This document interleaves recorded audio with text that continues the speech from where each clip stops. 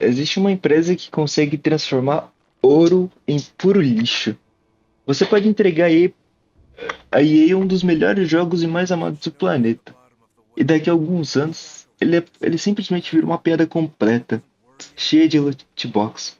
Por exemplo, Battlefield, Plants of Zombies, Dead Space, The Sims, SimCity, Medal of Honor, Command e Conquer. E até mesmo Star Wars. E é quase um superpoder da EA. Mas você sabe a parte mais estranha disso tudo? É que a EA não começou sendo uma empresa totalmente horrível desse jeito que ela é hoje.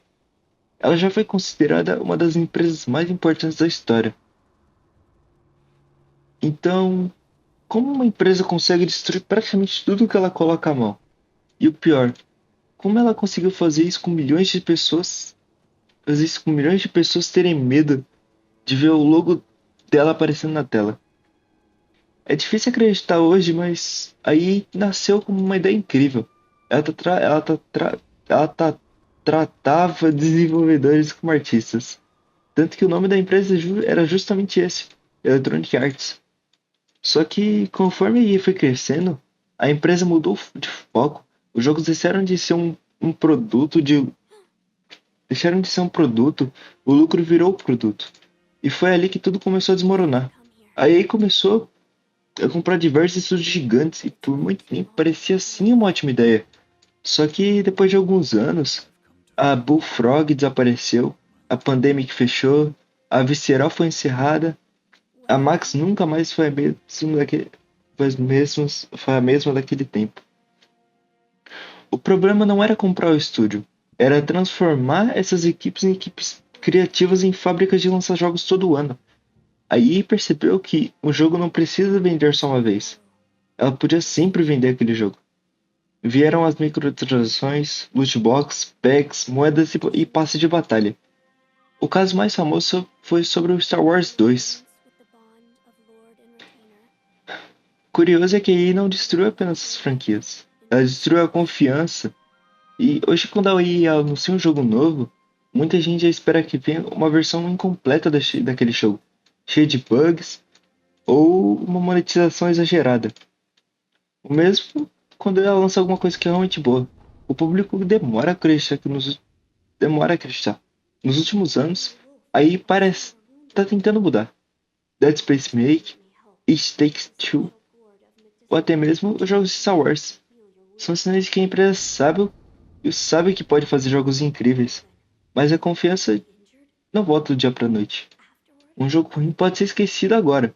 Uma reputação ruim, já uma reputação ruim, leva anos para ser reconstruída. E talvez esse foi o maior erro da EA. Ela não destruiu o jogo que ela tocou. Ela destruiu a confiança de quem jogava. E sabe o mais assustador de tudo isso? A EA nunca precisou ser a pior empresa da indústria, porque ela já provou o contrário. No começo dos anos 90, ter o selo da EA em uma caixa significava qualidade.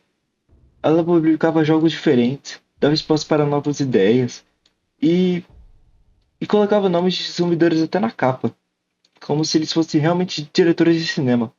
Isso parece algo normal hoje, só que naquela época era revolucionário. Só que existe uma frase que destruiu muito mais da empresa do que qualquer concorrente. Se tá funcionando, por que que a gente não ganha mais dinheiro ainda?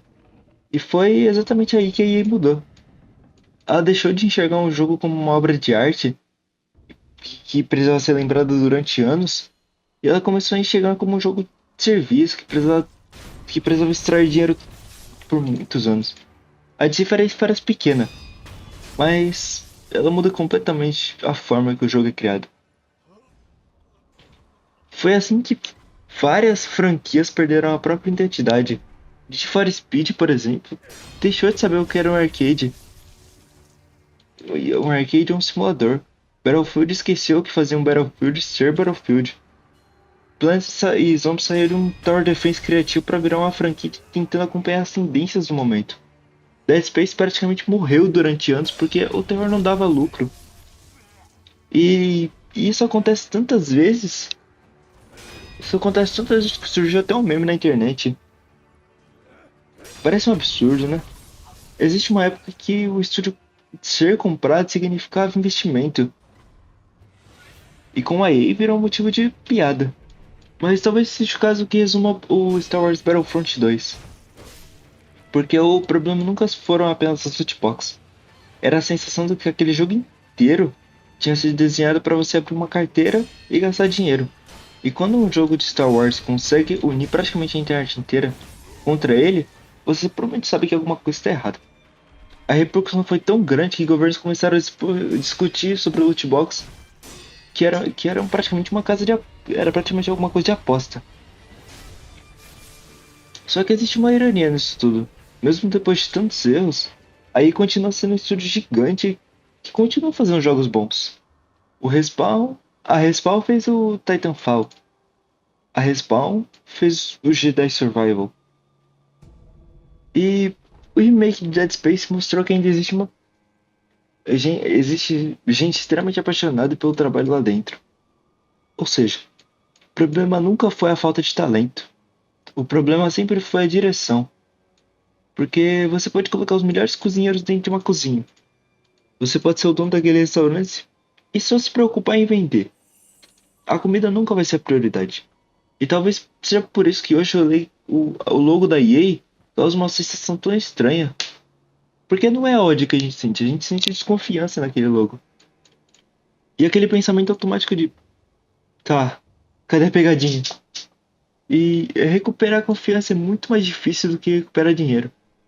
O dinheiro você ganha no próximo lançamento.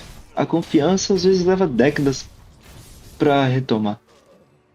Agora eu vou dormir. Tchau.